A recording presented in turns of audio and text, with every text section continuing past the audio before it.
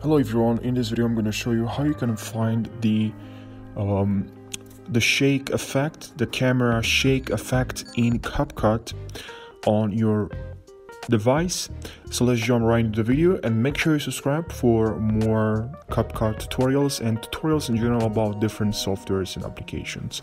So let's jump right into the video. So what you have to do, if you see effects is located between overlay and effects and filters, and you should see between those pages, panels, whatever they're called, you should see effects. So click on effects and then video effects, and if you go to nightclub, here you should see camera shake. Okay, just select it. If you hold onto it, if you hold a couple of seconds, you'll add to your favorite, which is here.